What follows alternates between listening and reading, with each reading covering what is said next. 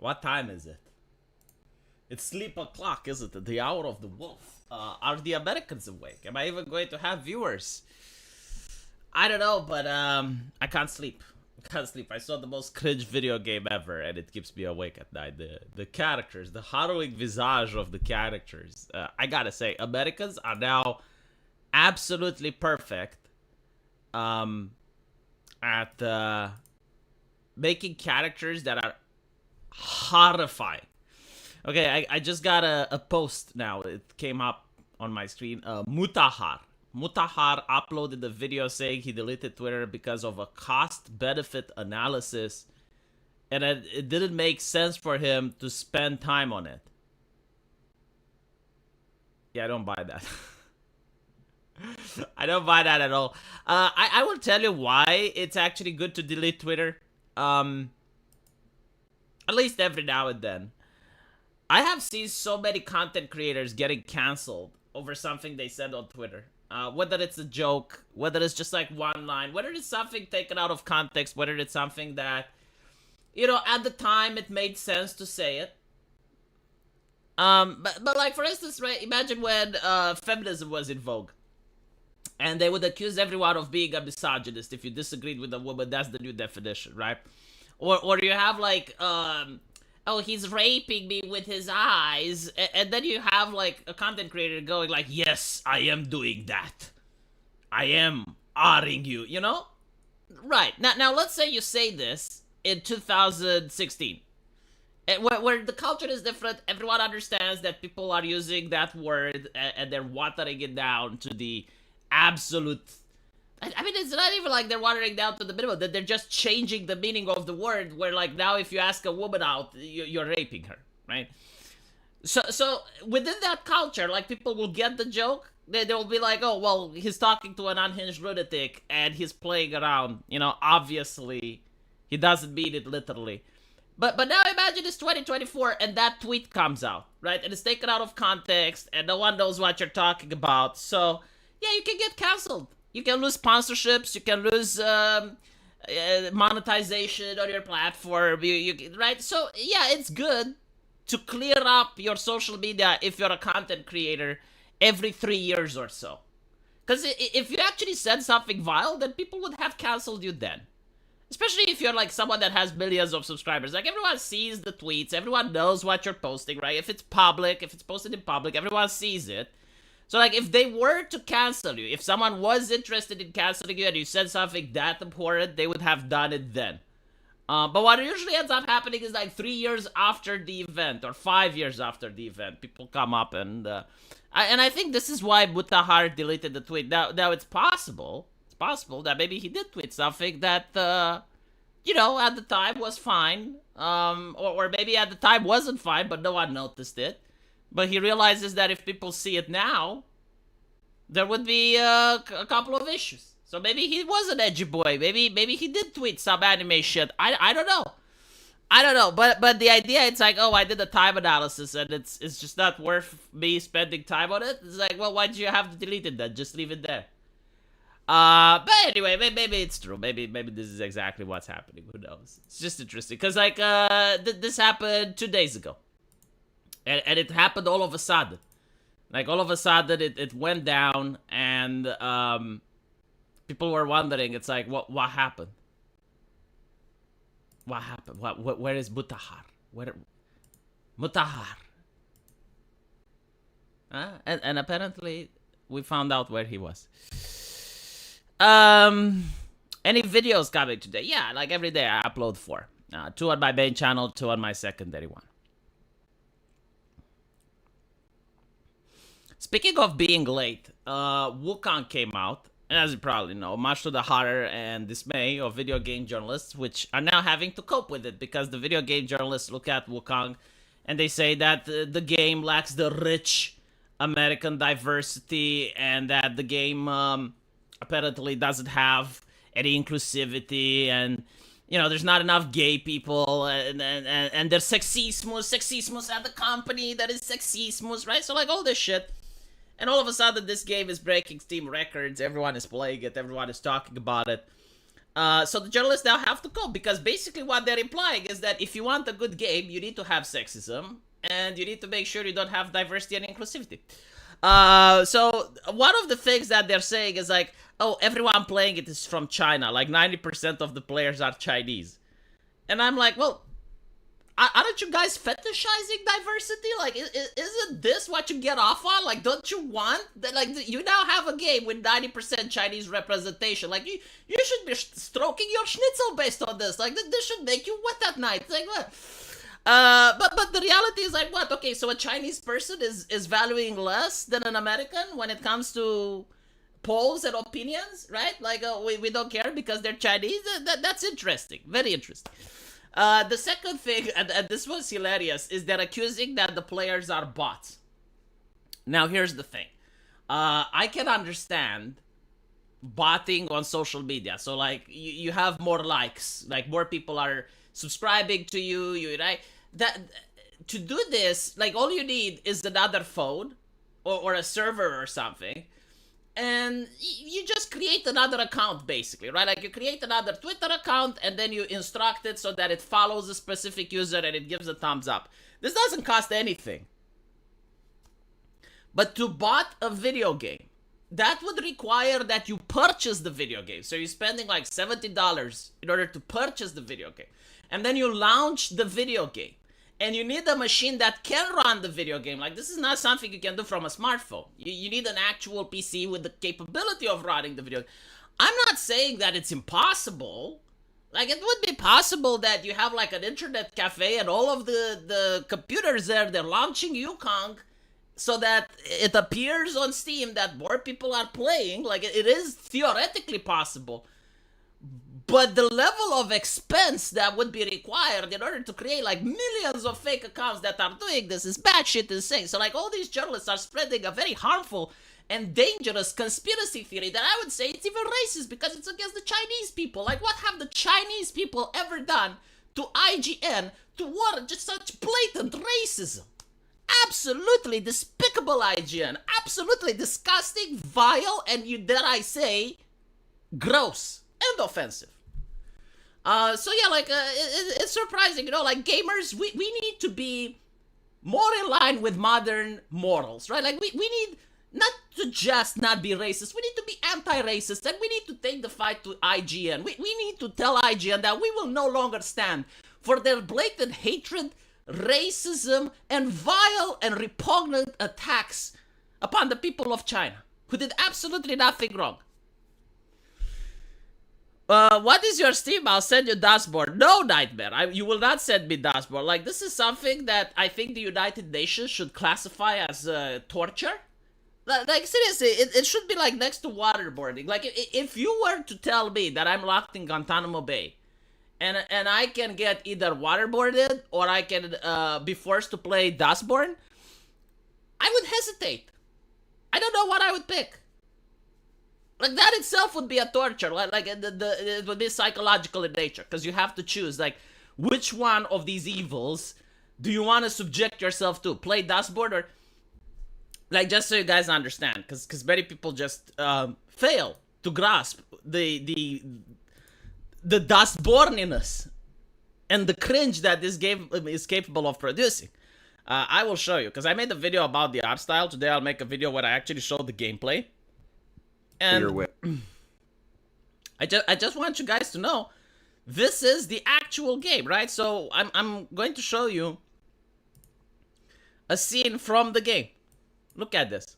Fella you're with, the black kid, dresses like a writer. Does he know anything? You are racist. Fella you're with. I mean, look, I've been doing YouTube for more than 6 years now. Like, part of my job is to make fun of cultural things, is to look at something and try to make people laugh. I don't know what I can add to this. Like, with all my years of experience and all of my professionalism, there is nothing I can do in order to satirize this further. Like, you have reached peak progressivism. Like this is... If a gender studies university professor went Super Saiyan woke, this is what it looks like. There's nothing more. Like, she has reached the barrier. She has reached the ceiling. There is no more breaking of the glass ceiling because this is like the cement ceiling. This is where it all stops. This is the final form of the woke. But hold on, there's even a nice song about it. Like we can listen to this further. Like everything that, you see stuff that's coming out of this game and you think it's bad, but then you see, oh, there's more stuff? Holy shit. So imagine putting a content creator to go through this.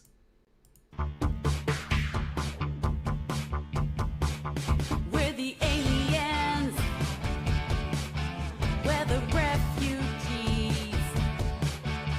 We walk among you. And by the way, this chick does have a metallic cyborg arm, so like everything is a checklist. Literally every single character is a checklist. So you have like this character, right? Like she fits the diversity check. She is morbidly obese, so like she fits that check. She's got the vitiligo, very important. Like this is very coveted. This is what the modern audience craves right now. It's all the rage. You got the guitar. The guitar is a little bit extra. Like every single woke game needs to have a guitar. You can't have a woke game without a guitar. You got like the gender ambiguity. Like again, this is very coveted. Like this sells really well with the woke. Like if you want to market something for the woke, gender ambiguity right now, guys, it's all the rage. Like if you can make a company that produces manly jawlines for fictional characters, that is where Nancy Pelosi is going to invest. Like she is going to buy the stocks from that company because she knows it's going to be profitable. Like again, they're addicted to it. Like woke people, the modern audience is addicted right now to androgyny. Androgyny is the product of 2024. We're right behind you. Time is past. Your kind won't. I just want to say, the purpose of this game is to make refugees. No. Okay, let me frame it differently, right? So the purpose of this game is obviously propaganda. Like it's 100% political propaganda, and they want you to enjoy paying taxes to make refugees feel welcomed, right? So like you're going to work, you're making money, and the government rips away that money from you and then gives it to other people. And instead of like giving money to your wife, instead of giving money to your son or your daughter, it's ripped away from you so that the government can give it to refugees. And the purpose of this game is for you to feel joy in this, right? Like your trip to the IRS should be joyful. You should be excited and happy that you are working hard so more people can come in, right? Like this is the purpose. So what do? They make a song with some of the most unpleasant looking characters imaginable, and the song is like, we're right behind you, we're walking amongst you, your time is over. It's like the most creepy shit that like who wrote this? Who wrote this? Like I'm not against propaganda, but at least like hire me, I will write you some actual decent shit.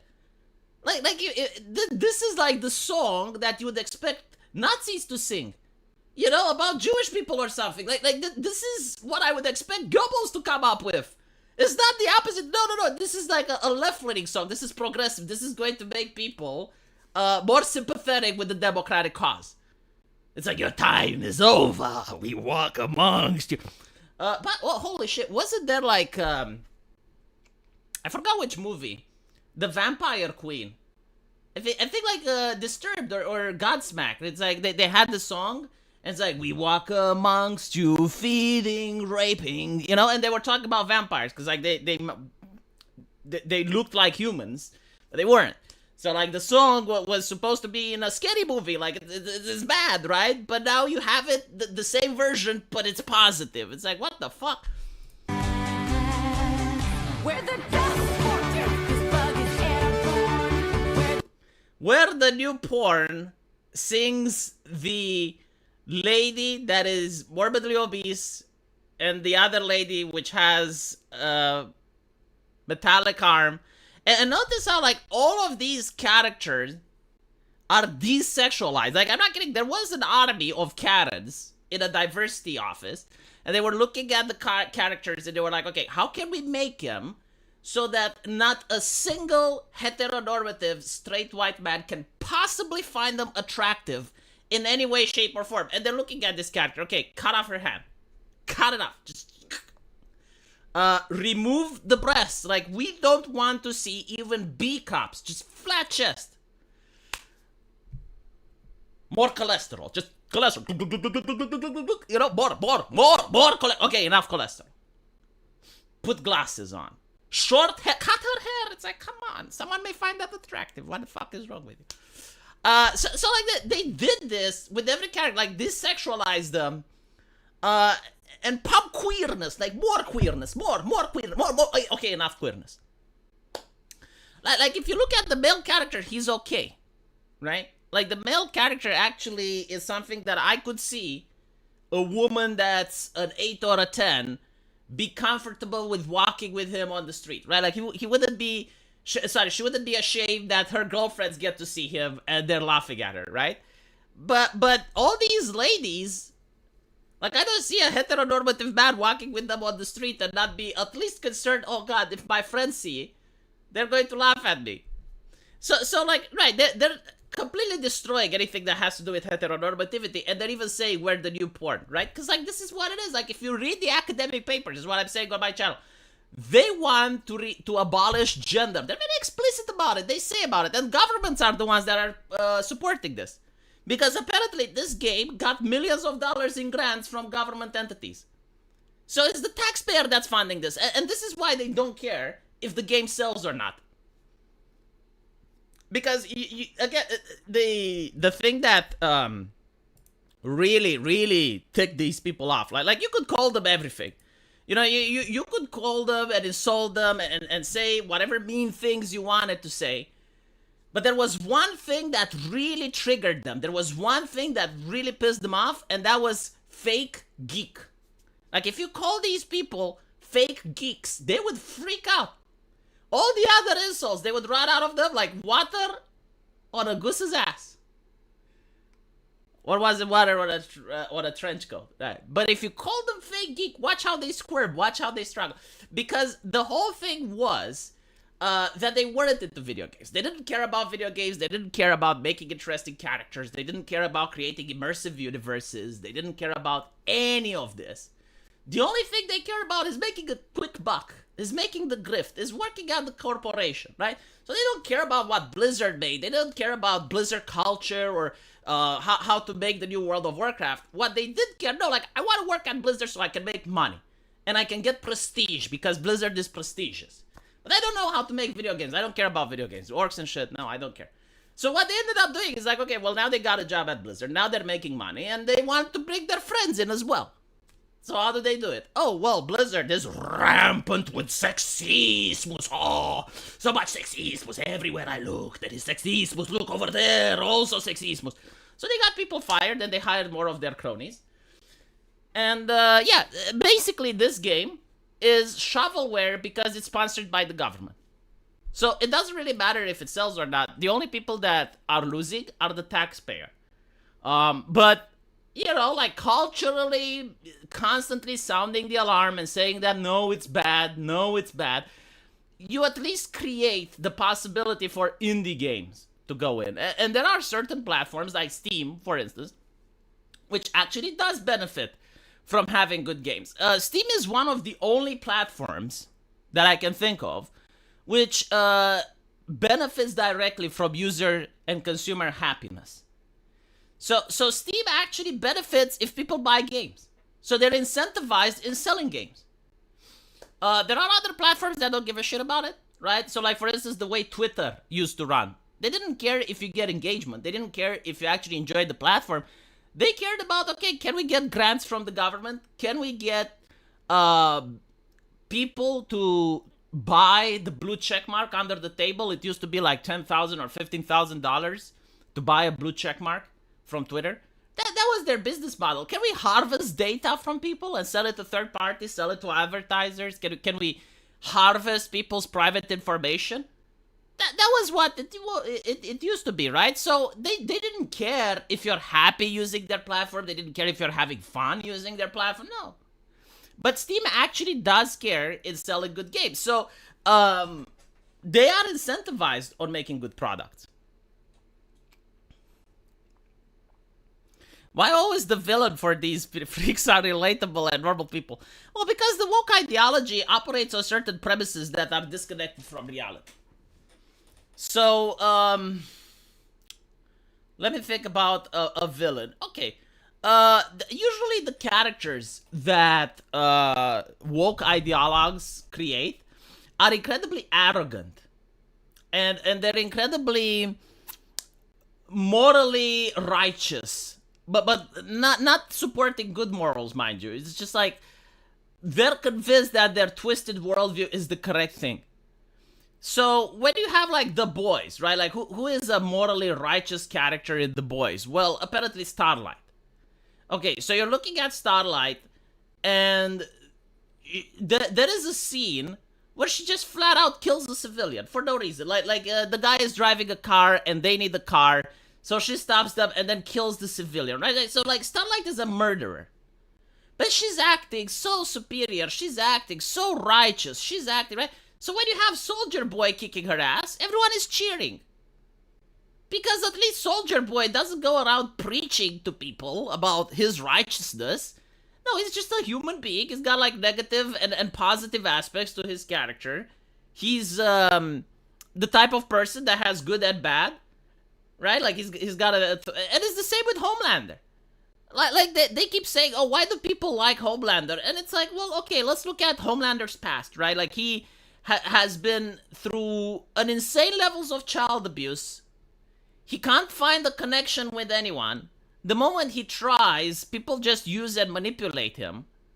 And he is a sympathetic character from that point of view. Like, it doesn't justify the crimes that he is committing, but it is relatable. Like, you kind of understand how he got to that point. And you kind of understand that, well, yeah, like, it could happen to anyone. Like, anyone placed in a similar situation will snap. But then you look at Starlight or Maeve, and they don't, or at least the show doesn't show them suffering anything, right? Like, they don't have, like, a tragic backstory or something relatable. It's like, oh, what is Starlight's story? Oh, her mom was making her participate in these dancing competitions so that she can become a star. So in other words, like, her mom was actually looking out for her best interest, right? Like, she wanted the girl to become popular and successful. This is like another trope that I see with the left, and it really pisses me off, right? So if you have a parent that is pushing their kid in order to become successful, like maybe you have a parent that's pushing the kid to go into med school, and the kid just doesn't like medicine, but like the parents push him because, well, maybe they're doctors and they have relationships at the hospital, or maybe they own a hospital, and, you know, they want the son to fill that role because they know that it's an easy path. And they're interested in making sure that the kid grows up, gets a stable job, is respected in his community, gets a wife, and then they can have grandchildren, right? Like, this is what every parent dreams. So in order to do that, right, like going into med school, it's hard. So like they're pushing the kid to study. They're not allowing the kid to play as much video games or to stay awake at night. Like they want him to study. The left views this as abuse. They view it as abuse because they don't allow the kid to choose whatever path he wants in life. And they view it as abuse because they don't allow the kid to have fun. Now let's take the opposite, right? Like, let's say that you do have a parent that has a position open at a hospital. Like, it's his private hospital. He owns it. And he does have a son. And, he doesn't push him. It's like the son just doesn't want to do medicine, so it's fine. And the son decides to spend money that his parents give him from the hospital and spend it on cars and goes racing and does illegal shit. Maybe does drugs and hangs out with all the negative examples of society, and eventually ends up in prison because he partied hard and the cops found him with drugs and stuff, right? Now there's no child abuse there, right? Like, the parents didn't force the kid to go to med school. They didn't force him to do anything. They just allowed the kid to do whatever he wanted, and the kid just wanted to have fun, right? And party hard. And the left is fine with that. So like if you end up with a kid that's a doctor, but the parents were forcing him to get there, which is like what the Starlight character arc is, right? Like her mom was pushing her to become the star, and eventually she gets there. That is abuse. That is horrible. But if the parents actually completely neglect the kid and does everything that the kid wants, like the kid is the king in that family, the little emperor syndrome, like the Chinese like to call it. So they give him money, they give him luxury cars and stuff. And by the way, speaking of luxury cars, when I was in the hospital, did you know like which were most of the people that car crashed in the night? So like there were like different types of car crashes, right? Like you had like the car crashes during the rush hour, which weren't that bad, most of them, because people are driving at low speeds, due to the traffic. And, like eventually you can end up with like someone doing a crash and they come to the hospital with a broken arm or something. It's like, it happens in every city. But the worst crashes were the ones during the night. And because the streets were empty and you had like people that were speeding. And they were speeding at levels that, normally would get you arrested if the cops catch you. So most of them, like I would say even 80% of the people that were speeding during the night and ending up coming to the hospital, usually in a body bag, were the sons and daughters of rich parents. So like you had the rich parent that just gave the son or the daughter an expensive vehicle, and they would take it off during the night, and they would either participate in illegal racing activities, or they would just like take it for a ride, and it's like, oh, so I got this vehicle that can go all the way to 250 kilometers an hour. Let me, right? And they lose control, or they ran into someone else, and they destroy their entire life. And the left would probably say, no, like this is good parenting. This is excellent. I mean, right? Will my kid inherit the channel one day? Probably not. I'm not that big as a content creator. Like if I was a PewDiePie, if I was I don't know, even a Destiny, I guess, right? With like 10,000 people watching me live and a huge audience, then maybe, sure. But I probably wouldn't necessarily encourage my kid to become a content creator. It's a nice job, but if you don't know what you're doing and you're getting yourself involved in drama or into some bad stuff, then it can be impossible for you to get a job. I mean, look at Count Dankula. Count Dankula is a perfect example, right? So like Count Dankula manages to become famous on the internet, and he's making a lot of money from it. But Count Dankula himself said, okay, what if I lose my job? Like, let's say, they demonetize his channel, or YouTube just goes down as a platform. And Count Dankula just can't stream anymore. Or people just get bored of him and they move on. All right, well, who's going to hire him? Because he did say that he applied for the quote-unquote proverbial real job. And if you try to get a real job as a content creator that said like politically unacceptable things, well, good luck with that, right? Like no one wants to associate with that. Just so you can understand the British culture, there was a terrorist attack a couple of years ago, and this Romanian by the name of Bogdan, I think it was Bogdan, he was operating a bakery at the time, and there were like 3 terrorists with knives that were stabbing people. And they had like these fake detonation vests. So they weren't really explosive vests, but they were there in order to dissuade people from attacking them, right? So this Romanian guy, which had a bakery, he opens the doors to his bakery and allows people that were scared to go inside. And now he could have just gone inside as well and locked the door, but no, like what Bogdan does is he grabs a melee weapon from his bakery, I think it was a bread basket, and walks up behind one of these terrorists that were stabbing people and knocks him unconscious in the head with this bread basket so that the terrorists can't stab any more people. And he's treated as a hero, There were BBC articles made about him. I remember like even a BBC reporter DM'd me on Twitter at the time. That bewildered me because I made a video about him and it's like, hey, do you know how I can get into contact with the guy? And I was like, yeah, sure. And I gave him the Facebook. Hindsight, I shouldn't because he was a BBC reporter. Like, figured it out. But anyway, right, so the guy is treated with all the respect that he was due, you know, and I think even the Queen gave him a medal for the bravery. But then I see him in Romania a year later, and he's on television, and he says that he had to leave UK because no one wanted to associate with him. And I'm like, well, what do you mean? Well, there was like this landlord lady that he was renting in order to stay in London. And the landlord lady said, yeah, I'm not going to rent to you anymore because I'm afraid that the terrorists would come here and cause problems.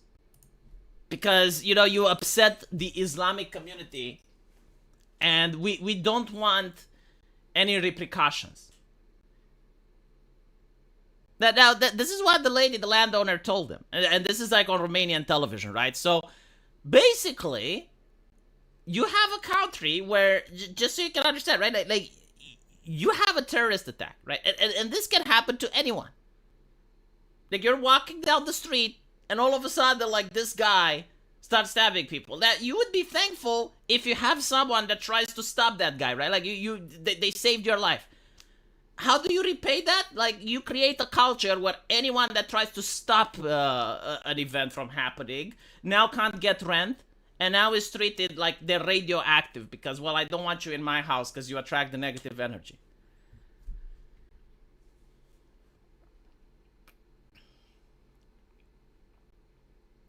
So, this is the British culture, right? Now, when you have a content creator like Count Dankula, yeah, they don't want to associate. They may even agree with what Count Dankula says. They may even agree with every single one of his videos. They may even be a subscriber. But they don't want the attention. They don't want to give him a job and then end up with Hope Not Hate contacting them and asking for Count Dankula to be fired. They don't want the hassle.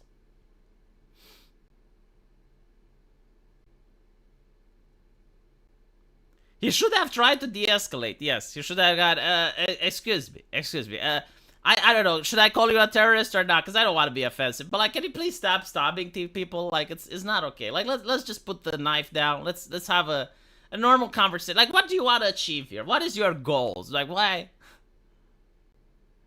What did the BBC said about him? No, they praised him. They praised him because even the Queen gave him a medal. Like, he was treated like a hero on television, but his face was plastered. And even the guy himself was afraid of retaliation, right? So he couldn't get, like when he saw that even the average British people are turning their backs on him, and take into account, like, he had no obligation of saving anyone. Like, he had his own bakery. He could have done what everyone else was doing, which is to flee. He already saved people by allowing them into his bakery and close the door. Like his job was completed. But no, he decides to do what no other British person had the balls in doing at the time, which was to take down the maniac with the knife.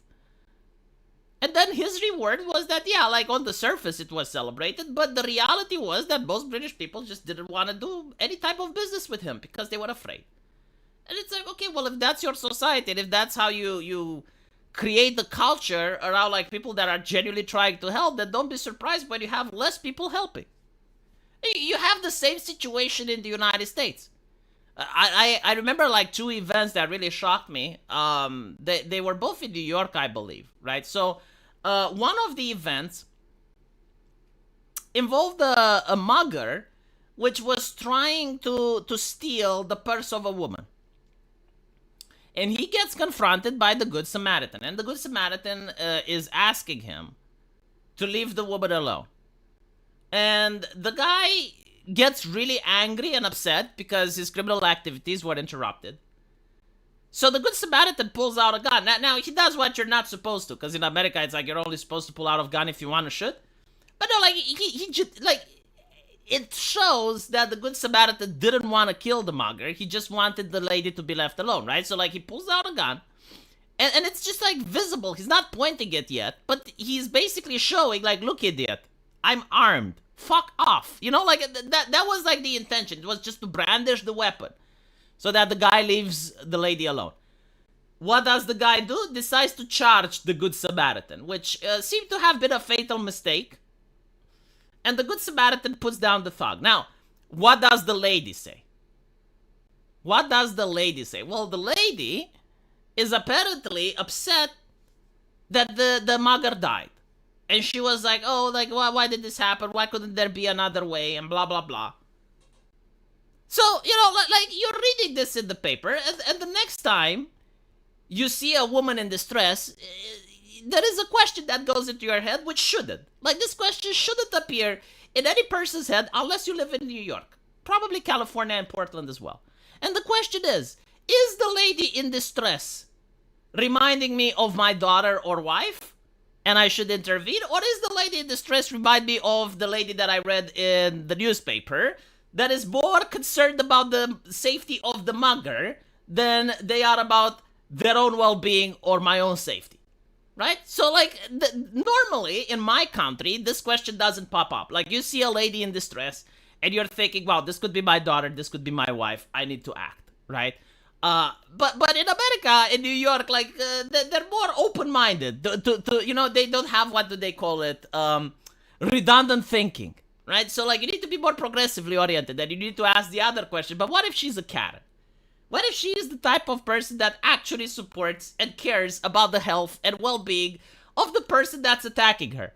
Should I even interfere? Because if I interfere, then I get in trouble with the law, I have to go to the police station, I have to file all sorts of paperwork, my face gets plastered in the news.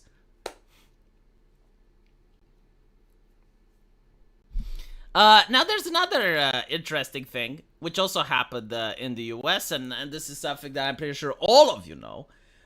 It was the guy in the subway that, you know, they see this homeless person, which apparently had a criminal record, much longer than my computer screen. Like, I would have to scroll down in order to see everything that they did. And they're threatening people, right? So, like, this guy puts him in a chokehold, and the homeless person dies, and like, the guy didn't want to kill him, just wanted to subdue him. But now he gets in problems with the authorities, right? Like, now all of a sudden, so the authorities were incapable of keeping this guy that was a public menace locked up, but they're very capable at arresting law-abiding citizens. And on top of that, the media, guess who they side with, right? So when you see cases like this, why help? Why bother? What's the point, right? Unless they're a family member, unless they're someone that I know.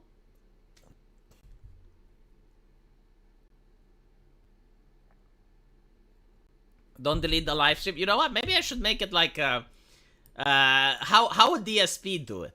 Whenever I'm thinking like how I should behave, I'm like, how would DSP do it? Because DSP is a much better streamer than I am. Like, he's getting more views, he's getting more content. So I'm looking at him as a symbol, as a social media guru.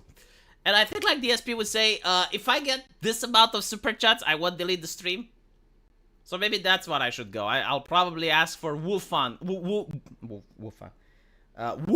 funds. Wukong funds. Still haven't bought the game. But hopefully, as I said, next week, Google pays me, and then I'll buy the game. I hear it's actually really good.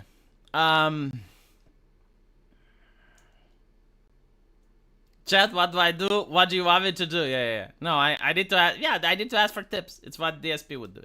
So, DSP asking for super chats. By the way, speaking of super chats, Twitch is managing to become even worse of a company. Like, I absolutely love how you can be like a greedy, for-profit, multi-billion-dollar evil corporation, but as long as you're preaching social justice and as long as you're pretending you're with the Democrats, everyone gives you a pass.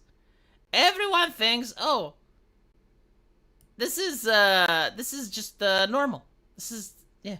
They're such a compassionate and nice company. So what did they do now? Well,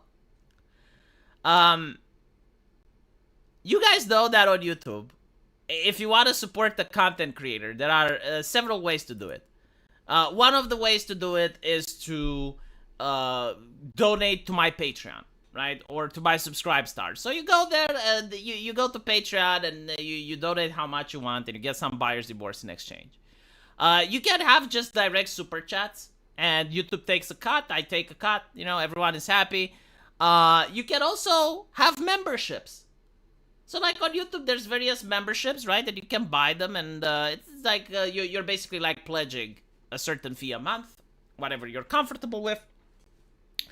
But on Twitch, things are different. On Twitch, you get subs, right? So what are subs? Well, you go to like a specific content creator and you buy like a tier 1 sub, a tier 2 sub, a tier 3 sub. And all tiers are like a fixed amount. It used to be, I think, like $5 for tier 1, right? So like you buy like a tier 1 for, I don't know, Alinity or whatever the fuck. And every month you're spending like $5. Like it gets charged from your credit card, right? And in exchange you get some perks on her channel. I think you get like a free call out and you get like, oh, whatever the content creator gives you. But what Twitch is doing now is that they're increasing the sub prices, right? So like, despite the fact that it's called a tier 1 sub, in your mind, you're like, okay, I'm paying $5 for the streamer, right? Like that's what your mind is thinking, because at the end of the day, that's what you're doing. But now Twitch is raising it to $8. Okay, so if you used to buy 20 subs for different content creators, and you are thinking, okay, so 20 subs, that's $20, that's $100 out of my wallet, that's fine.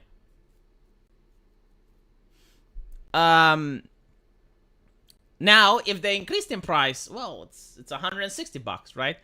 So, increasing the sub price is one of the scummiest thing they can do. It's not illegal, because I'm pretty sure, like, they give a mail in the box to all the people that are sub.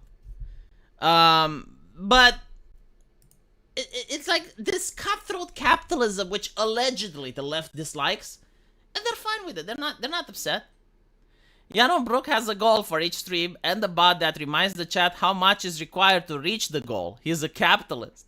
Jesus. Yeah, I would probably make more money if I had that thing. Because I see like all the content creators have like a bar where they're like, oh, the bar is filling up and we're reaching the goal, chat. We're reaching the goal. And I don't want to do that, man. I think it's, like, it's fine if other people do it, but I just don't like it. You know? Patreon is doing the same thing, but on Apple's App Store. From what I understand, Apple is forcing them to do it. I have actually fought against it because for a while it was optional. So you had to opt in, and Patreon was like constantly spamming me with mails and trying with emails. They were spamming me, and they were like messaging me on their app and telling me, oh, you know, you can make this change and it's going to be better for you and blah blah blah blah blah. And I just didn't want to. I thought like, no, if people like pledged $5 to me, then I want them to be charged $5. I don't care if the economy is worst. I don't care if, no, sure, I can get a boost of money if I make it so that, oh, all the tier 1 members are now charged $8 rather than $5. Sure, right? Like, it's fine to, like, go into people's credit cards and get a little bit extra. But I don't want to do it. I don't find it ethical, right? So I didn't do it. But now they will force it automatically. So there's no way for me to stop it. I don't have that many tier 1 subs anyway, so it's fine. But the ones that I do, I did message them and I told them, hey, like, you should know this is happening. I don't have goals. Well, actually, no, I do have goals. If I make $40 at the end of a stream, I'm very happy. Yeah, I think like $40 is more than enough. Sometimes I make it, sometimes I make more, sometimes I make less. It's fine. At the end of the day, you know, if I keep the chat happy and entertained, it's the real goal. I know it sounds cheesy, but it's true.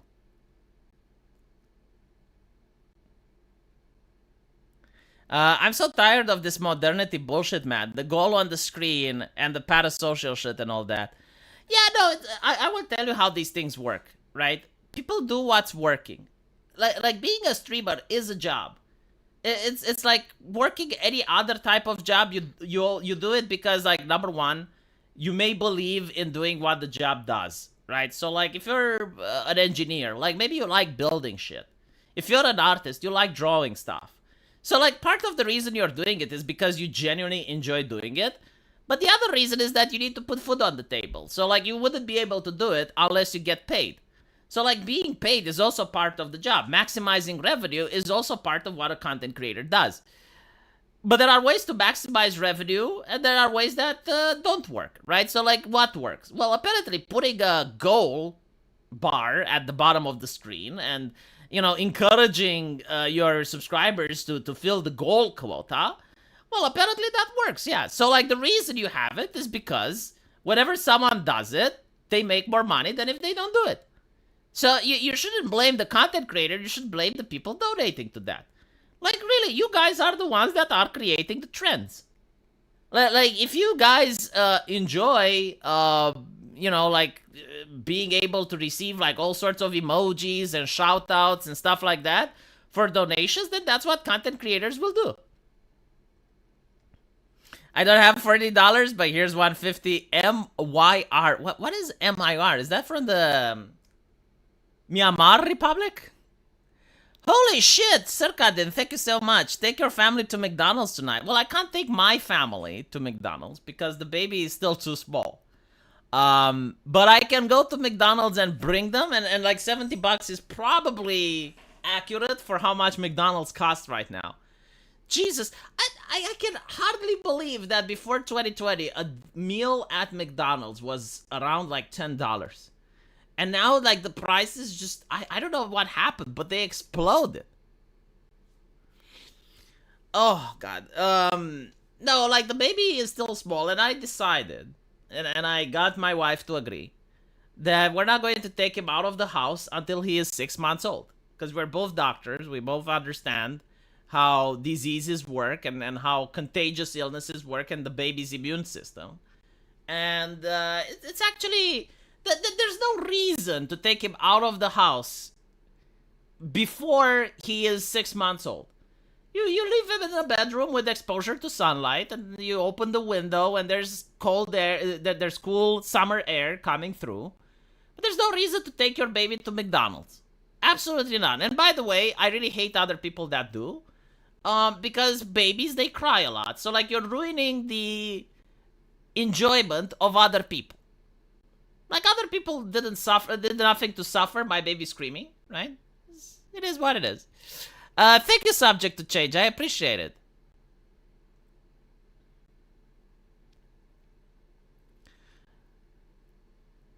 Yeah, like vitamin D. Yeah, you make sure that the baby is exposed to sunlight. And he is. Like, the room is brightly lit. The sun comes through the windows. And you open those windows. And it's fine. You don't have to take your baby outside.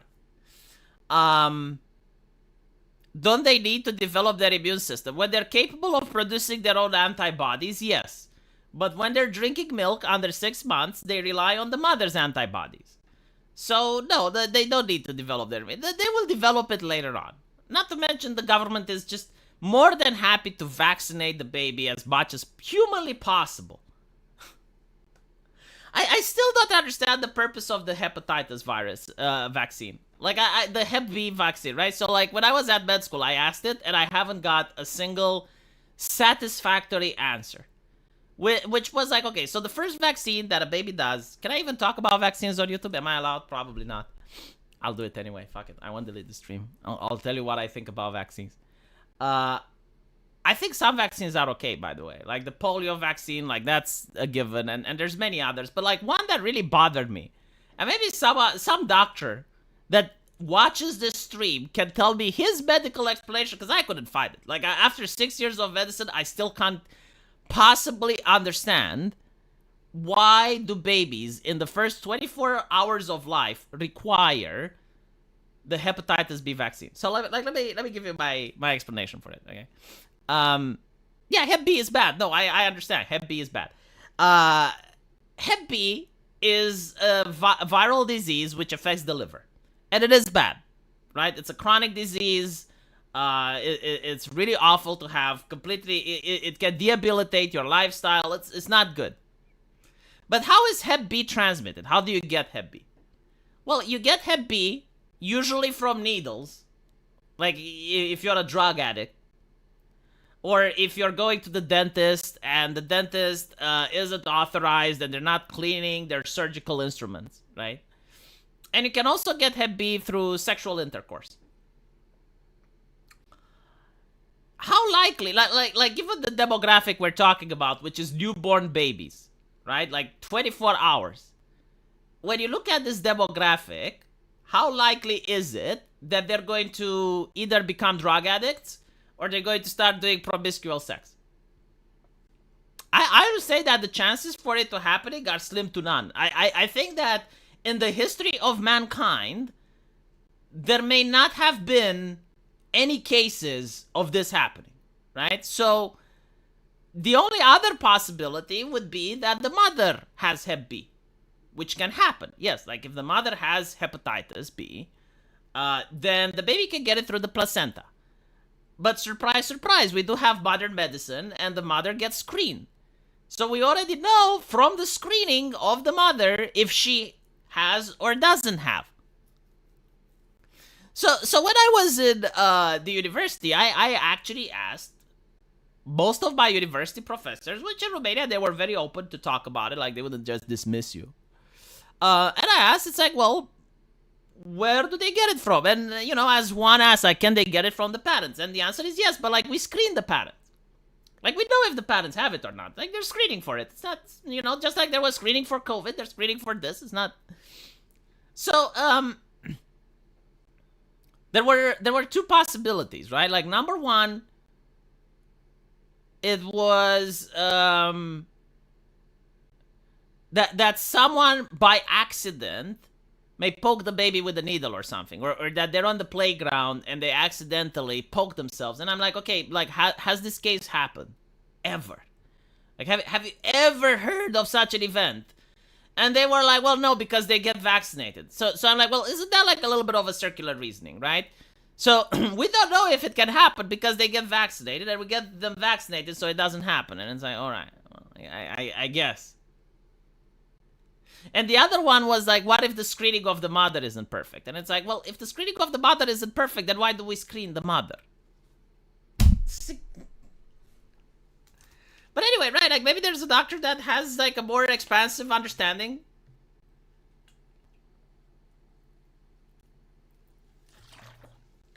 And can tell me why is it so important. Absag, I feel much the same way. My channel only has one tier for members, and it's just $5. Granted, I only have 2 members, says Amsang. Yeah, well, it's more like detrimental for the content creator as well. Because if you have like 2 members, and they're agreeing to pay $5, right? If YouTube was to increase the membership price to $8, or if Twitch does it, right? Now those content creators may feel unhappy, may feel that they were cheated, and they may just like completely pull away the funding altogether. And they would say, well, I was comfortable giving 5, but I'm not comfortable giving 9. So now the content creators suffer. I don't even think it's a smart business decision overall. Obviously, I don't have access to statistics, and those would tell you how the market actually reacts, because obviously there's going to be people pulling away, and there's going to be people that don't care, right? So if anyone is interested, the Kamala Harris speech is live right now. I would rather play Dustborn.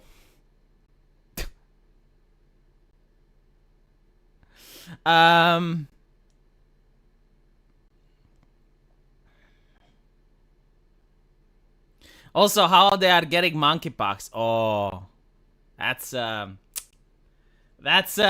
tough question. Yes, like how are dogs and children getting monkeypox? See, like the thing with monkeypox, I found it very interesting.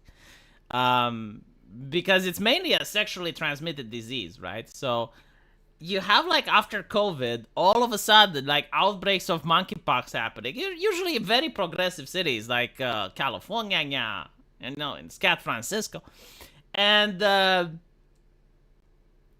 there's no, like there's no rhetoric with if only we can save one life. Oh, we need to social distance. We need to cancel parade. No, no, no, no, no, no.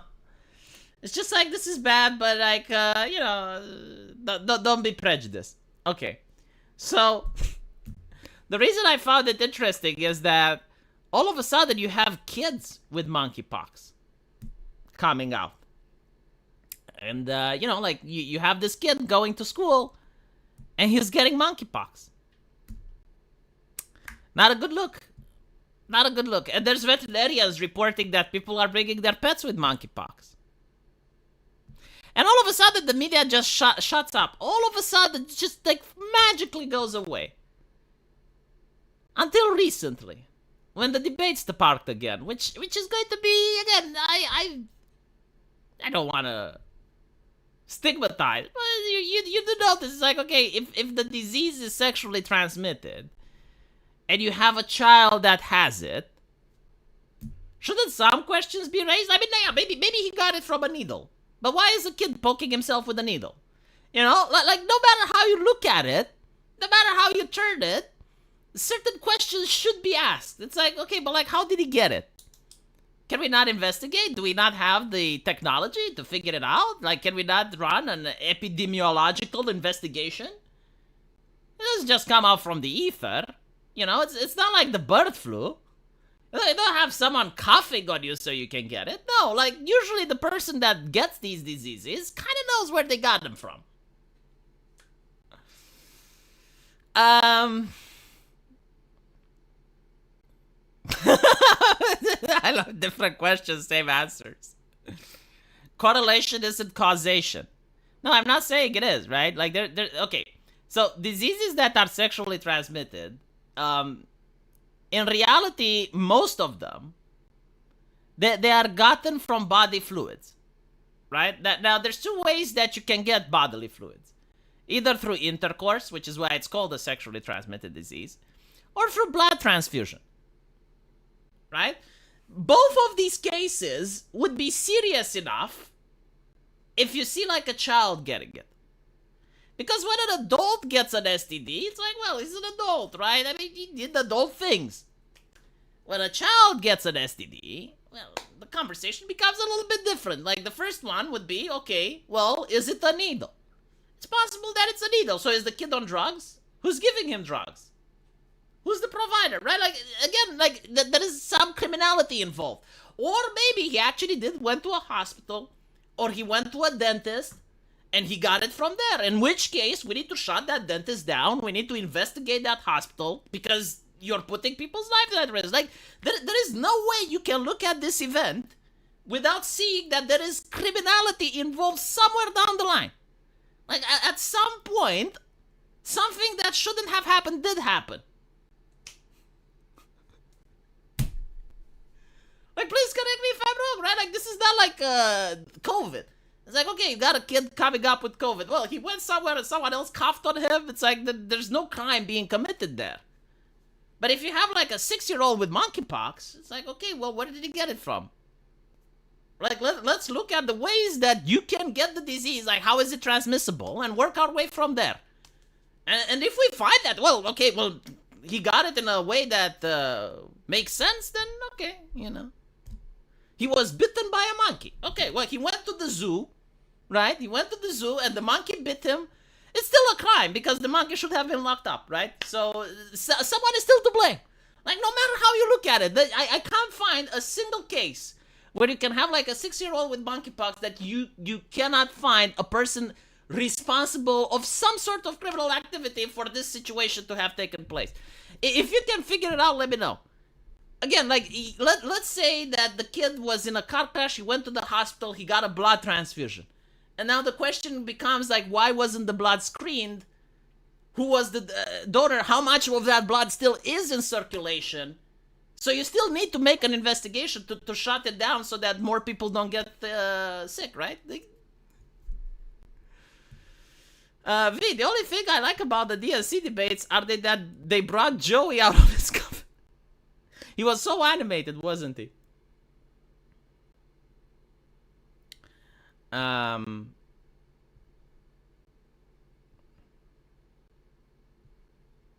The kids these days playing around with needles, yeah.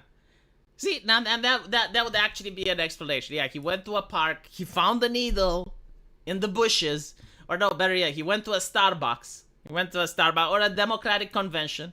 There was a needle there, and he stepped on it, and that's how he got it. But usually, like certain diseases are more transmissible than others. So, like with HIV, yeah, you kind of see it, but with other illnesses, it requires a little bit more than just poking yourself with the needle. It requires you like putting it inside the vein. So unless like the kid just found it and started like doing this, it's like, oh, let's play doctor. Let's see how if I can catch the vein, right? Then yeah. Yeah, see, like the thing with stepping on a needle, as I'm saying, like some diseases, yes, like you can get them just from stepping. Obviously, like there's no guarantee. Like even with like more difficult to transmit diseases, you can still get them by stepping it. But usually, like just stepping on a needle is not enough.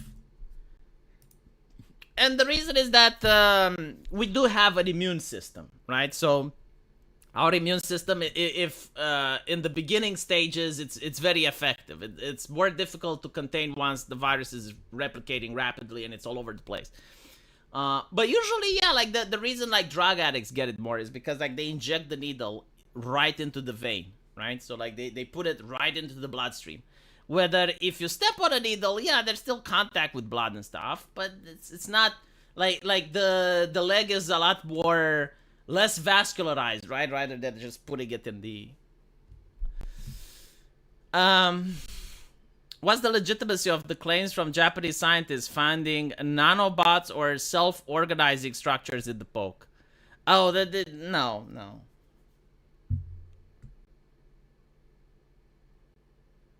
If they were trying like some new technology, it wouldn't be just one country pointing out to it. And it would definitely be like places like Russia, which have a vested interest in shitting on America, so no.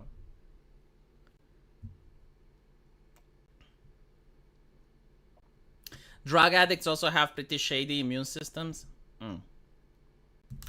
Anyway, right, I'll end it here. Hopefully it was entertaining. Thank you so much for the donations again. Thank you, Reigning Terror, and Amasang, and also Sirkadin for the 70 Australian dollars, and subject to change, as well as everyone else that donated. I appreciate it. Oh, Bree. Oh, I did read your donation. I thought that I didn't, so it scared me a little bit. I'm gonna go work on my main channel now, so I'll catch you guys later.